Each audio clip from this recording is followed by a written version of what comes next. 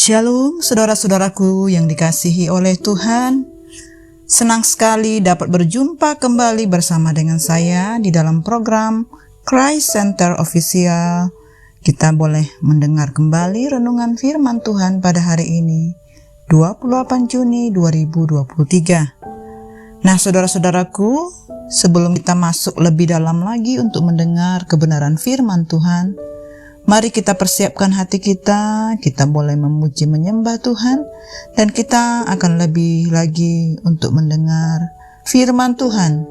Dan kita rendahkan hati kita satukan hati dan kita berdoa.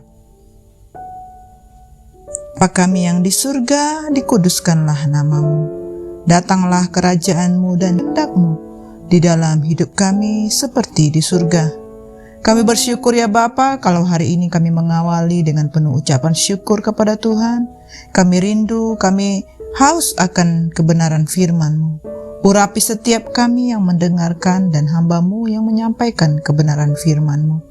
Kami percaya kami dibangkitkan, kami dipulihkan, dan kami akan menjadi pelaku firman Tuhan. Terima kasih Bapa, berfirmanlah bagi setiap kami. Firman-Mu menjadi pedoman, penuntun di dalam hidup kami.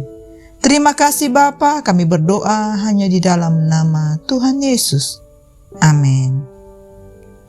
Nah saudara-saudaraku yang terkasih, kita akan membaca, kita akan merenungkan firman Tuhan pada hari ini yang berjudul Buanglah Topeng. Firman Tuhan pada hari ini tertulis di dalam Yeskiel 21 ayat 18 sampai dengan 26. Saudara-saudaraku, saya mengajak kita untuk dapat membaca Alkitab kita bersama-sama. Yeskiel 21 ayat 18. Pedang Tuhan melawan Yerusalem. Lalu datanglah firman Tuhan kepadaku.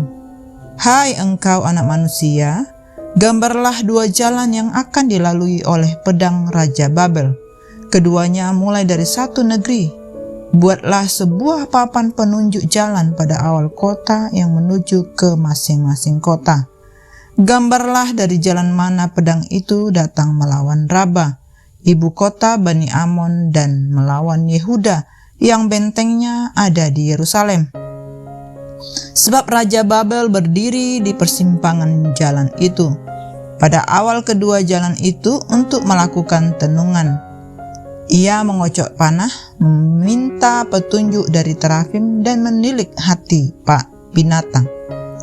Ke dalam tangan kanannya terjatuh panah tenungan mengenai Yerusalem, supaya diperdengarkannya suara orang yang membunuh dan menyerukan pekik pertempuran, supaya menyusun alat-alat pendobrak pintu gerbang dan menimbun tanah menjadi tembok pengepungan dan mendirikan benteng pengepungan. Tetapi bagi mereka itu adalah tenungan yang menipu. Walaupun mereka mengangkat sumpah yang muluk-muluk, tetapi ia mengingat kesalahan mereka sehingga mereka ditangkap. Oleh sebab itu, beginilah firman Tuhan Allah. Oleh karena kamu membuat kesalahanmu itu, teringat kembali dengan tersingkapnya pelanggaranmu, sehingga kentara dosa-dosamu dalam segala perbuatanmu. Dan oleh karena kamu menjadi teringat kembali, kamu akan ditangkap dengan kekerasan. Dan engkau, Raja Israel, orang fasik yang durhaka, yang saatmu sudah tiba untuk penghakiman terakhir. Beginilah firman Tuhan Allah. Jauhkanlah serbanmu dan buanglah mahkotamu. Tiada yang tetap seperti keadaannya sekarang, yang rendah harus ditinggikan, yang tinggi harus direndahkan. Amin. Nah saudara-saudaraku yang dikasihi oleh Tuhan, mengapa Yehuda yang didahulukan untuk diserang dan dihancurkan? Apakah Amon lebih baik daripada Yehuda? Jawabannya adalah kembali kepada relasi mereka kepada Tuhan. Amon memang bangsa yang jahat. Mereka kerap sekali memusuhi dan memerangi bangsa Israel.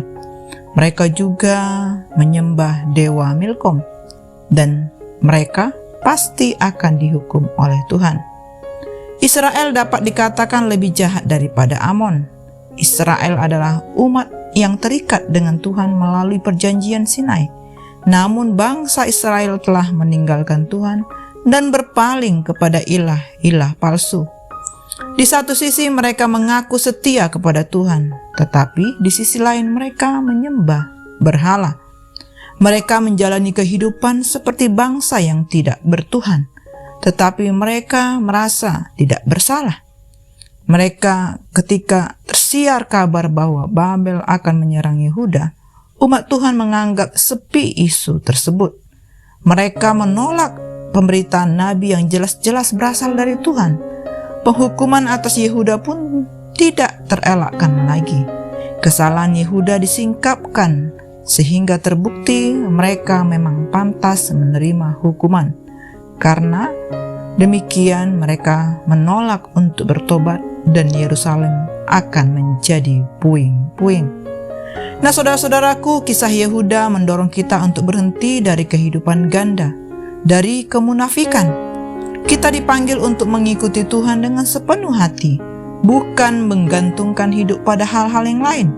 Karena hanya Allah lah yang menjadi sumber, dan oleh karena belas kasihan-Nya lah kita beroleh jaminan kepastian keselamatan. Nah saudara-saudaraku, marilah kita bersama-sama mengoreksi diri kita. Mari bertanya kepada diri kita sendiri, apakah selama ini kita memakai topeng ataupun topeng kerohanian? Apabila jawabannya adalah ya, marilah kita dengan penuh kerendahan hati melepaskan topeng itu. Kita membuang semua kemunafikan yang tersimpan, yang ada di dalam diri kita. Jangan sampai dosa dan perilaku yang tidak berkenan menutup mata kita untuk terarah kepada keselamatan. Kita tidak perlu takut dengan kecacatan rohani yang tampak, sebab Tuhan menerima kita sebagaimana adanya. Bagian kita adalah mempersiapkan diri untuk dibentuk oleh Allah menjadi pribadi yang sempurna, tetapi tanpa dihiasi oleh kepura-puraan. Amin. Demikianlah saudaraku renungan firman Tuhan yang dapat kita dengar pada hari ini. Mari saya mengajak kita untuk introspeksi diri, kita evaluasi apakah selama ini kita di dalam pelayanan, di dalam kehidupan sehari-hari memakai topeng ataupun kepura-puraan yang menunjukkan kita baik-baik saja ataupun kita adalah orang yang hebat. Nah saudara-saudaraku, mari kita satukan hati, kita berdoa. Terima kasih Bapa yang sungguh baik, kami bersyukur buat firman-Mu yang sudah kami dengar. Tuhan, ampuni kami atas semua kesalahan, atas semua kemunafikan, atas semua hal-hal yang berada di dalam diri kami yang tidak berkenan di hadapan Tuhan. Ya Bapa, kami rindu, kami boleh sungguh-sungguh seturut dengan kehendak-Mu. Kami percaya bahwa Engkau yang membawa kami untuk kami menjadi pribadi yang utuh, pribadi yang benar. Kami boleh sungguh-sungguh memperlihatkan kebenaran firman Tuhan di dalam hidup kami. Terima kasih Bapa, Roh Kudus bekerja di tengah-tengah kami. Kami percaya setiap kami boleh menjadi orang yang taat kepada firman-Mu. Ajar kami ya Bapa, kami menjadi orang yang tidak hanya sekedar menjalankan kegiatan ritual ibadah kami, tapi kami sungguh-sungguh melakukan dengan segenap hati kami, dan kami menjadi pribadi yang melakukan kehendak Bapa di zaman ini. Terima kasih Tuhan, kami serahkan semua hamba-hamba-Mu umat Tuhan yang mendengar firman-Mu, kuduskan setiap kami. Kami percaya Engkau berkenan di dalam kami. Terpujilah nama-Mu Bapa, hanya di dalam nama Tuhan Yesus kami berdoa.